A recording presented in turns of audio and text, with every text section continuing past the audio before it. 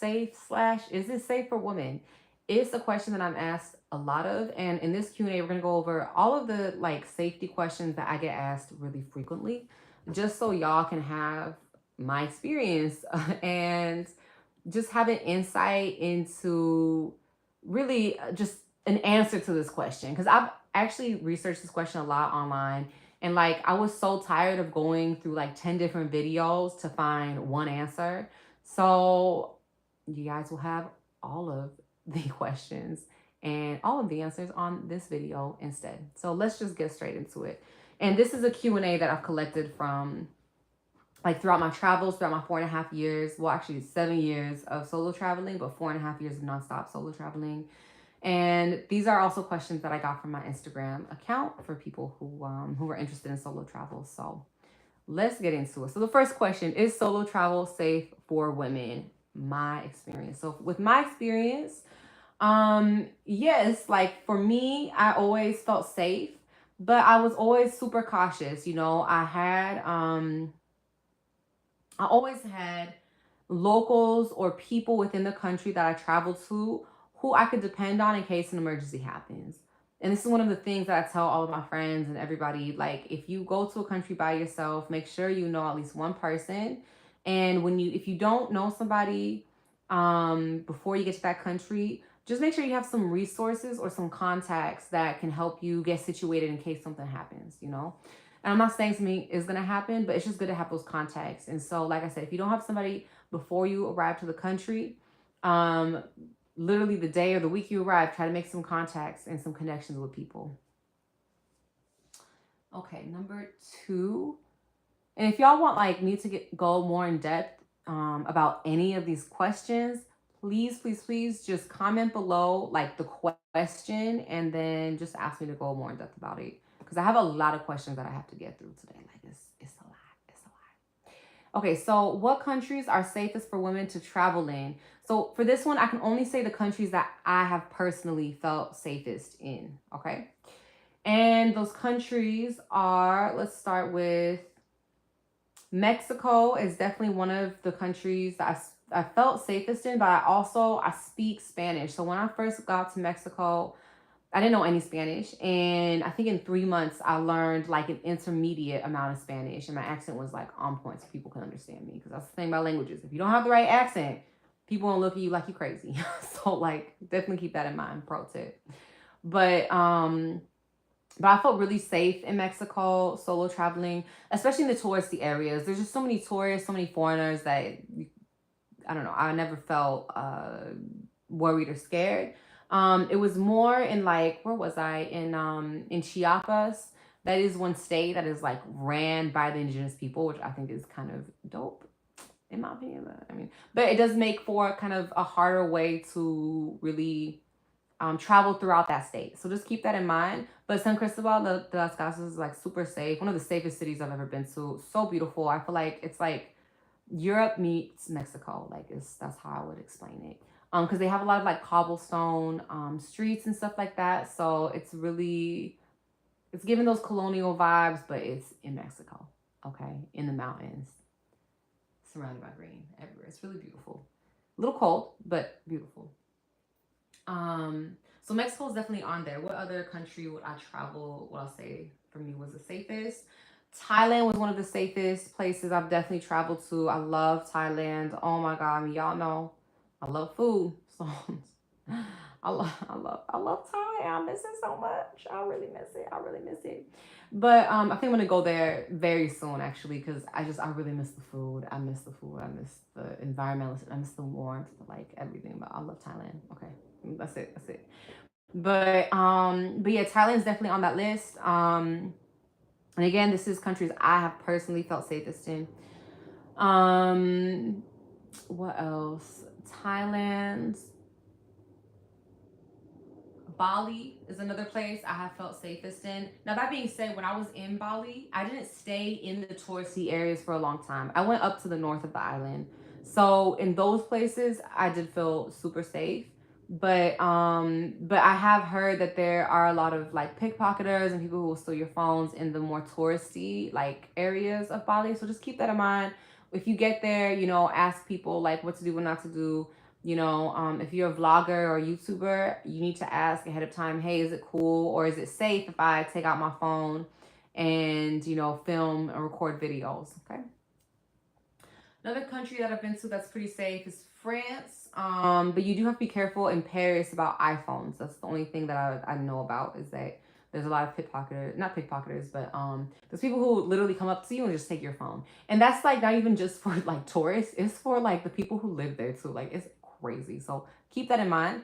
Um, yeah, just keep that in mind. So France, let me see. So France, Germany is another great country in terms of safety. But I have heard, I want to say either Hamburg or Frankfurt. I don't know which one. It's one of the two cities. But they also, like I've heard from other travelers that people steal iPhones there. So that's another place. Just be cautious. Um, I want to say northern Italy. You get to go like more of like rural areas. Like usually that's what I found. Not all the time and not everywhere, but in some places, and from what I have experienced and from my experience, when I travel, well, I guess every time I've traveled to a rural area, I have felt the safest. Now, that being said, I knew somebody who was a local from that area, or I was really well connected, or I made sure that I had service in this area. It's like I put in safety precautions so I was safe traveling there. So make sure you guys also do the same. But every rural area I've been to, it's just been so peaceful, and it's like it's small, so it's like if something happens, everybody knows about it. So just keep that in mind. Okay, so we said Mexico, Thailand, Costa Rica, great country. I felt very safe in Costa Rica traveling. Costa Rica, I, I want to say, but no. Well, okay, we'll talk about it. So one of them that I want to put on this list is Brazil. But Brazil, it really depends on where you are and where you're going and what you look like. I look Brazilian. I'm not Brazilian, but I look Brazilian. So for me, I was able to blend in so well that without opening my mouth, of course, right? Like as soon as I open my mouth, they're like, where are you from? But if I didn't open my mouth, I was good to go. But I blended in really well. So I felt very safe in Brazil. With the exception of Rio, there was some places I was at. I was like, we need to get out of here. What am I doing here? Like, so keep that in mind. Okay, what else? So, but that's Brazil. Like, so for me as a woman solo traveling, like, I loved Brazil. And I think I've talked about this in other videos too. I love that I could just walk around, or maybe my podcast, that's where I talked about this. But I love that I could walk around in shorts and a tank top and not get catcalled. Like, it was nothing. Like, they've seen it all. So, like, they don't care. Like, I love that about Brazil. I really do. Like, I can just be free as a woman and just, like, not worry about anything. I really love that. Maybe part of that was that I looked like this, right? So there's Brazil, France. I'm really like leaving out a lot of countries. San Andres, Colombia is an island, but I felt pretty safe there actually. I love the island so much. Providencia was another island I did feel safe. I'm leaving out a lot of countries, y'all. Let me just think about like Japan. Oh my god, Japan's for me is one of the top countries to feel safe. Korea is another place I felt really safe. Um, where else? Like, I feel like I'm missing a bunch of countries right now, but it's okay actually. I mean, again, these are the countries I felt safest. So it's not all the countries that I've been to, but it's the countries where I felt safest. But I think that's a pretty good list. I want to really think about Malaysia. Malaysia's another country I felt pretty safe in Malaysia actually. Um,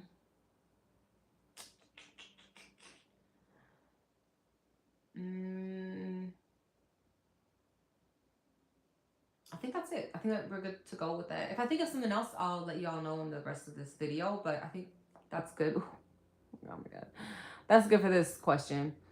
Okay, so what are the best places for solo female travel? Well, I feel like. Oh, okay. So for this one, right? Somebody was asking me about specific destinations. So that's fine. That's perfect.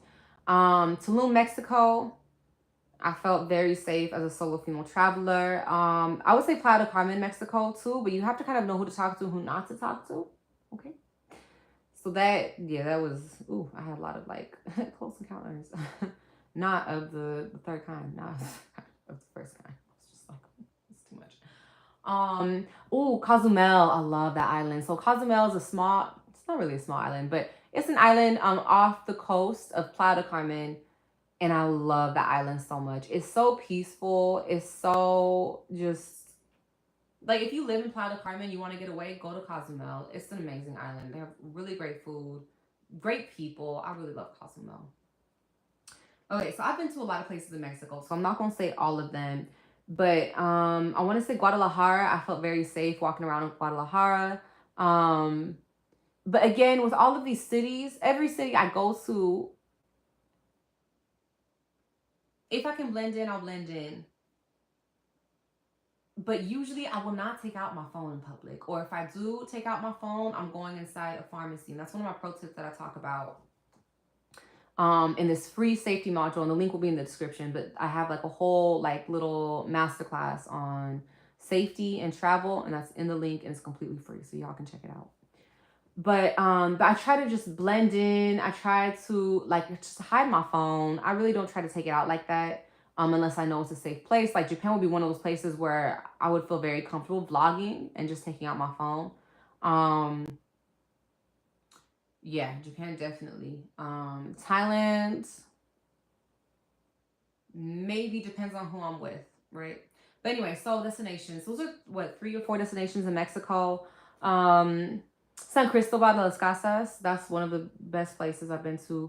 Huatulco, I love Huatulco. Oh my god, Huatulco is like an hour from Puerto Escondido. Puerto Escondido depends on where you go.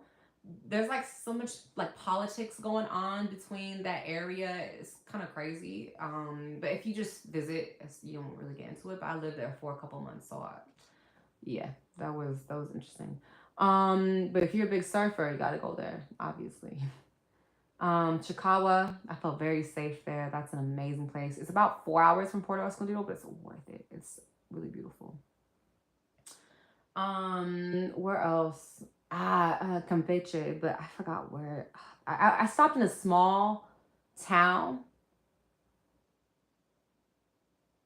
Kind of, I want to say it was on a whim. I don't know why I went to the small beach. I really don't know why, but I went to the small town and I stayed at a bed and breakfast, but I was the only one in the bed and breakfast, so the family like kind of it was really nice. They cooked for me. I got to know them, and I even played recorded music with like their son who played guitar. So it was really cool. That was like magical. I really loved that place. I don't know what it's called. I'm really sorry. I forgot what the small town is called, but I do know that it's on the path of like the cruise lines. Cruise lines do stop there. And I know this because when I was there, um, cruises hadn't stopped there for like months.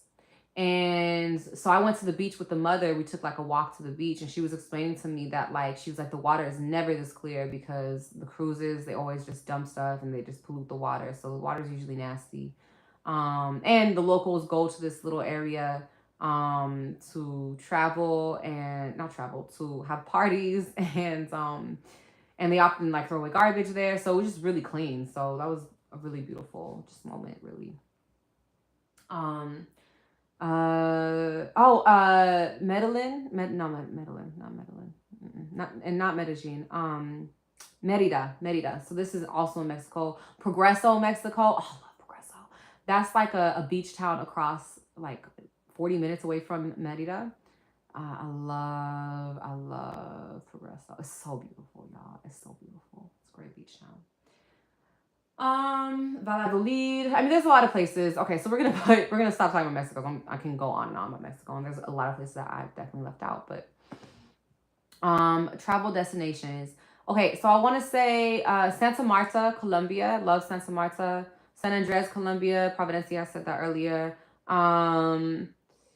Colombia. So I personally felt safe in Cali, Colombia, but that's because I was staying with locals who are really good friends of mine. Like I call them my Cali familia. It's like I really love them. But I really felt safe there. Itacare, Brazil. Love that place. I felt very safe there. Very safe. There's a lot of small beach towns like that I've felt very safe at. Um, where else? Provence in France.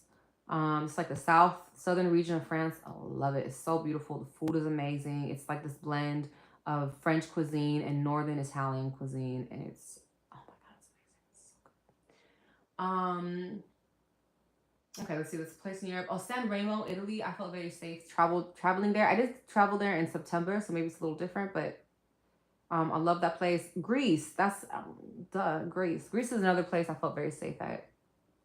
Um, and destination wise, Paros, Greece. I felt so. I love Paros.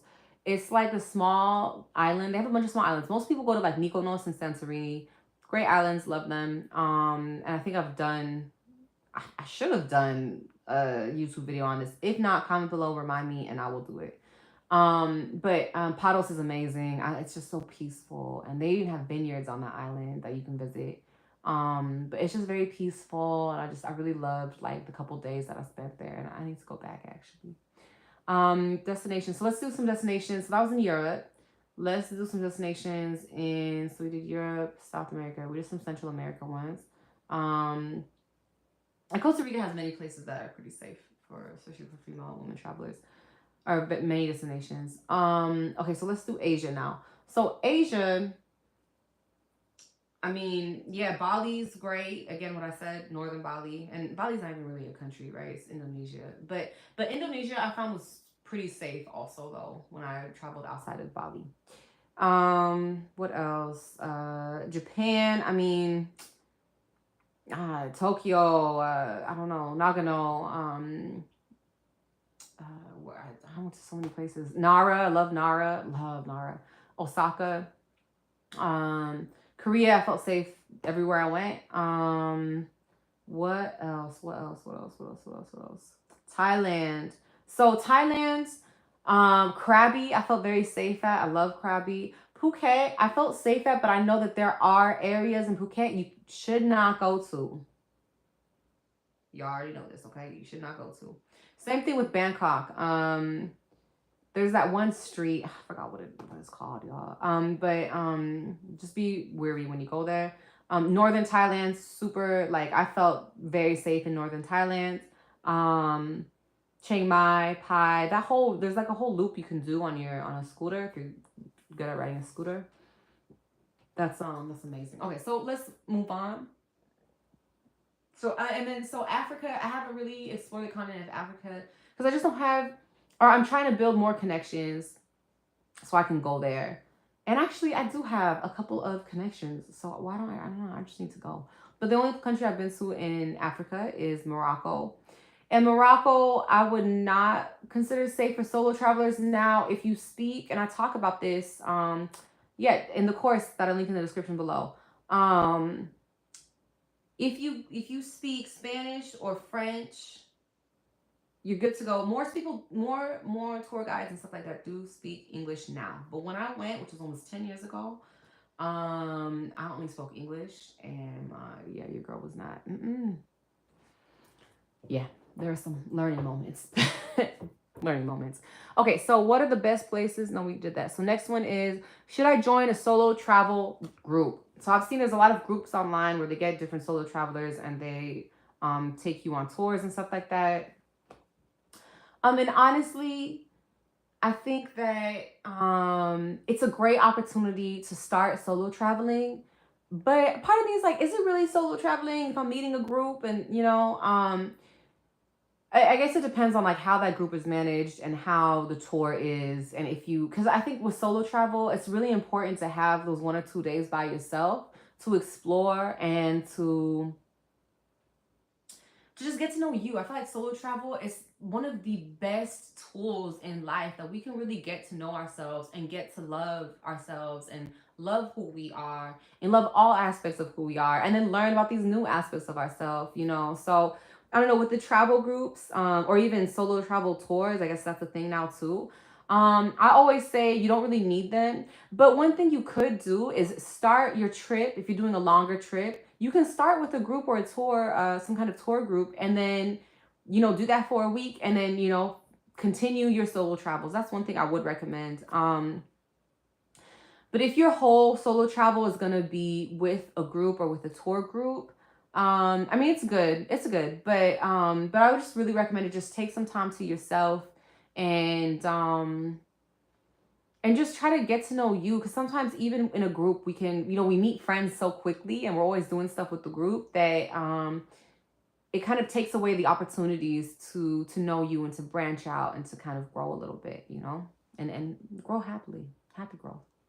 Okay, so that's those two. What else did they ask me? Oh, this was funny. Somebody asked me, can women solo travel? Yes. Women can solo travel. Absolutely. Absolutely. Come on now.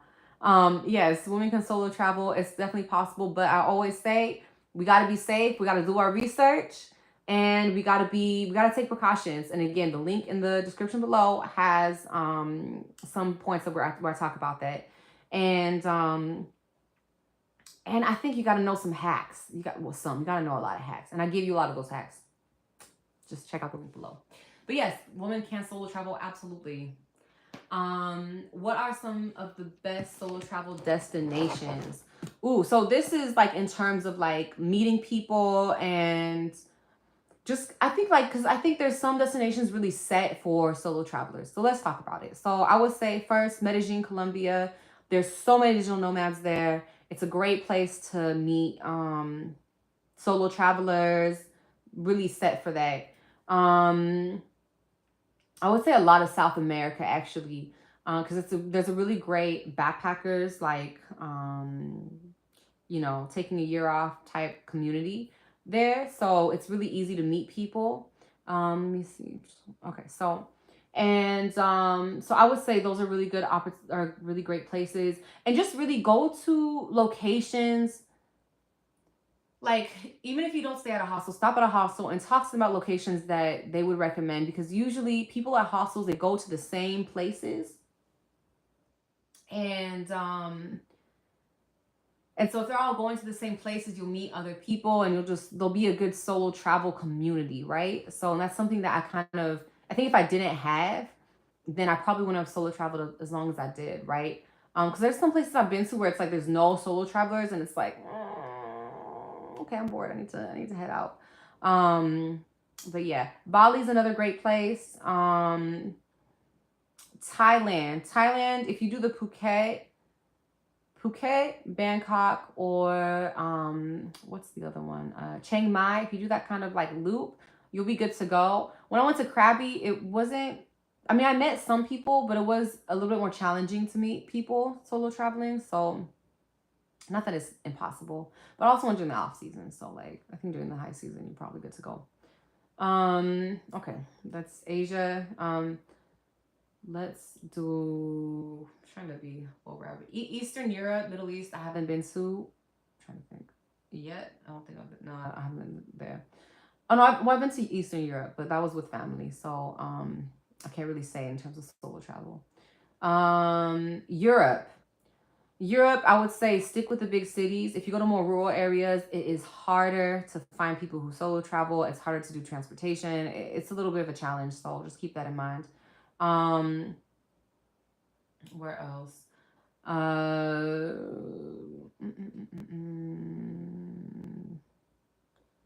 Yeah, South America, Central America, Mediterranean. That whole Mediterranean area is a great place for solo travel and backpacking. Okay, so how do I navigate relationships when I travel? I don't know who asked. I forgot who asked me this, but okay, navigating relationships when you travel. Great. Basically dating and travel. Okay. So dating and travel. Sorry, just let me update my notes. Dating and travel. So I always say, especially for those of y'all who are solo traveling to date, keep an open mind, but get to know the person, really get to know the person. I'm talking at least like a couple of weeks before you solidify things. Because I've seen so many flings off and on. I've seen people, meet people and they're like, oh yeah, this is gonna be my, my boyfriend, and we're gonna travel the world together. And it's like 2 weeks later, they broke up. Like, so just really get to know the person. But with dating, I found that um how do I put this?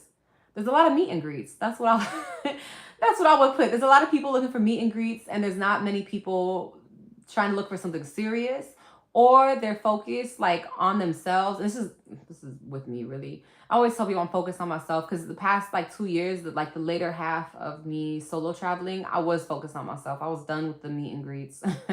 And I was done with just meeting toxic people too. I thought I was over that phase, and then when I found out I wasn't, I was like, mm, maybe we need to focus on ourselves for a little bit. So like, yeah, so that was my journey with dating. That's not saying it's everybody's journey. I've definitely met people who love meet and greets, and they do that for their whole solo travel experience, and it's good for them. I don't, oh, no, it's not good for them, but I'm saying good for them. But yeah, that's kind of what the dating life is like. I have met people who have met their soulmate solo traveling. That's true too.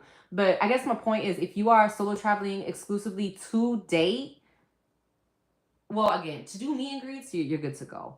But if you're trying to look for something beyond meet and greets, just take everything with a grain of salt.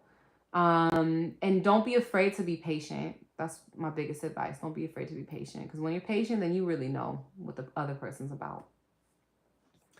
Okay, so what else? Okay, so what inspired me to solo travel for so long? Well, actually, they asked me for the first time, but I'm gonna talk about my first time solo traveling, and then um,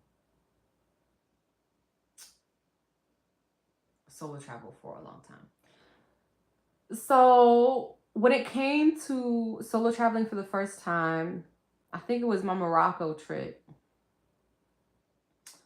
And that I think my mom kind of pushed me to go there because my aunt was there. But I guess really my first solo travel trip was me going to the Sahara Desert.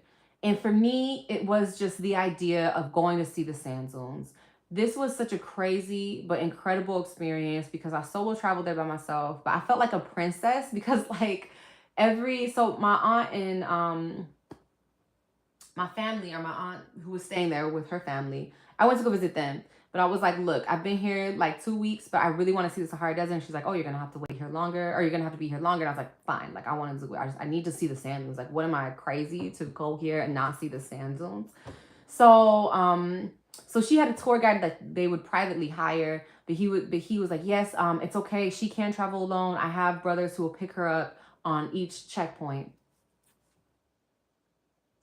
and um and so that's what happened. I felt like a princess. Every little like from so they took me from their city to. I'm really thankful they allowed me to do this and they encouraged me to do this. They took me from the city to the train station, and then I took an overnight train to Marrakesh. And even in the train, the men and the women were separated because it was Muslim country, so that was kind of nice. I felt very safe, and I actually met really cool women on the train. I get to the train station. One of his brothers picks me up at the train, and he's like in the train station looking for me. Like, and he called me too. He's like, where are you?" And like broken English, and I was like, "Oh, I'm like right here." Felt like a princess because I was like, "Oh, I literally have security guards." Like, not really security guards, but I just felt like a princess because it was my first experience with this, and I'm really thankful for that because I feel like it could not have been done if I was just on my own during Ramadan. On top of that, when like everything is closed. He picks me up, he takes me in the taxi, drives me to the Medina, and another one of his brothers gets not a private taxi, but gets me a public taxi. But they bought me the first class seat, which was basically I bought 2 tickets for the front seat next to the taxi driver. Crazy. So usually they fit 6 people in this car, 2 in the front, 4 in the back. So I was very thankful to be able to afford that ticket and to go there. But anyway, long story short, I saw the sand dunes and it was incredible. I really loved it. But that was my first time I solo traveled, and that's kind of what inspired me to continue traveling. And even in times of uncertainty, continue to travel after that, because for me that was just very inspiring, and it was worth it. Oh my, the sand dunes, they're huge. I couldn't believe it. They're like, they said it was 62. I want to say 62 feet tall. 62 meters? Was it 62 meters? I don't know. It was meters or feet. I don't know which one. My brain's kind of like, but it was huge. I couldn't believe how big that sand dune was. Yeah, that was amazing. So anyway, that's that. So what else? What are some of the biggest? Yes. What are some of the biggest challenges you face when traveling alone? How have I overcome them? I think one of the biggest challenges I face, obviously, is safety. I always want to feel safe so that I can be safe. That's one thing I've learned. If you don't feel safe, well, obviously, if your gut is telling you to get out of a place, get out. Don't stay there. But if I don't feel safe, sometimes your mind can make up stuff, or the you can attract situations that'll give you more feelings of being unsafe. If that makes sense. Hopefully that makes sense. Um so this is one of the biggest things that I've learned, is just to be calm, be peaceful, and just do everything I can to be safe. Okay. Um So one of the ways that I've overcome this is I always try to blend in. I always try to blend in. And then I always try to travel with a group. And if I travel with a group, that's when I'll use my crossover. I look more touristy, more look like a travel influencer. But normally I look like a local because I'm trying to blend in. So I always try to do that. I always try to have connections within the country, in case something happens, because you never know what's gonna happen. And so that's what I do. I just basically do everything that I can to overcome that fear of not feeling safe. That's it, or not being safe. Okay, we'll do, it's like getting a little bit long on time. Actually, let me check. I'm gonna check my stream. Okay, 32. Okay, we're gonna do one more. Maybe I'll do a part 2 later. This is a lot. Okay, so what surprised you the most about solo travel? What surprises me the most about solo travel? What surprises me the most? Yeah, this is one of the biggest lessons I learned, actually, from maybe even from the jump, but I didn't really realize it till later.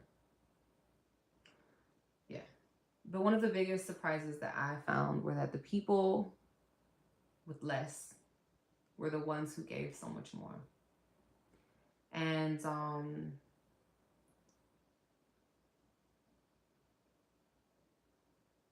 to this day, I find it really challenging and really hard to, leave countries that are, I don't know, you want to say corrupt, you want to say poor. I think that's all kind of relative terms. But leaving these countries where people have less money. Let's not even less. People have less money. It's always hard to go from those places where people have less but are so happy, the happiest people I've ever met in my life, and then to come to these places where people have more money but are so much more like unhappy. And every time I solo travel to these two other countries, and I come back to these first world, quote unquote, the first world countries, and I see friends and I see family who are unhappy, it really, for me, this is like the biggest shock, and maybe this is even my biggest challenge. And it's hard because I want to get them to see, like, look, like, we have so much to be thankful for every day. And I always ask, like, how can you be so unhappy? And I think it's one of those things that you have to experience to not to understand. You have to experience it to change that mindset, if that makes sense, right? So what do I mean by experience? I mean, you have to experience being around people and living with people. This is part of the reason why I slow travel, because I like to live with people. It's weird. But sorry, living with people. You have to experience living with people who have less and who are so much happier. Because then you really get to understand what life is about and what living this life is about. And I think it's until you can experience that, it's hard to understand. Um, it's hard to understand where maybe I'm coming from, in my perspective, because everybody's caught up in this rat race. Even it's interesting too for me. Yeah, sorry y'all, I'm getting deep. We're gonna get deep with this last one, but hence this is why I put on my YouTube channel travel. What do I say? Travel, live, and transcend. Because it's a process, right? We travel, then we learn from traveling how to live, and then we went from living, we learn how to actually transcend ourselves, right? But anyway, oh man, okay, hold on. I lost my train of thought, of course. What's I going with this? Right. I found that even the people here in the first world who claim to be spiritual, who claim to be and are spiritual. I'm sorry, I shouldn't say claim, who are spiritual, who are in alignment, who are living in flow. Part of me is like, y'all really not. Until you learn, I feel like, to really just be, not even learn, until you just be, you know. And I'm talking be for months. No work, no applications, no stressing about money. Give yourself a month to do this. This is why, I talk about in my solo travel course, like which you can get a free download of, not of the whole course, but you can get free previews, free downloads in the description below. But this is why in my course I really advocate and I really help y'all figure out how to get that 1 month off, so y'all can really see the world and like live and learn from these other people. Because I feel like it's in those moments where we learn how to live and we learn how to be. And I really want that for the world. And I don't know, maybe the world isn't isn't meant to maybe the world, see, I don't even want to say, I'm like crying, I'm like about to cry right now, because like I feel like my heart doesn't believe this.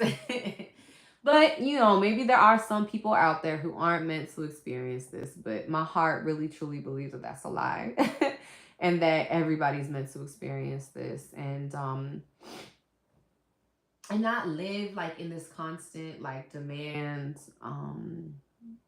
to post, to put out content, to put out the best content, to put out the best podcast or the best course, or just put out what you feel in the moments that you feel you should put them out, and live in flow and be your happiest self. I feel like that's like the purpose. That's why I empower people to solo travel. That's why I made this video. So yeah, like I said,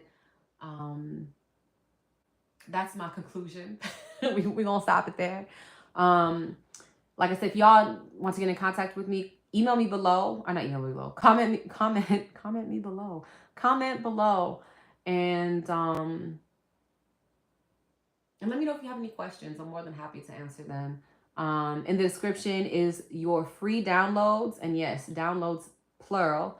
You get, I think, 5 or 6 free downloads. One on how to solo travel for free. Another one on safety, giving you a preview of my safety course on safety of solo travel. And then 3 other worksheets. I think you have an activity and then a worksheet and then 2 worksheets. So that's all there. Link is in the description below, and I'll see y'all later. Okay, peace.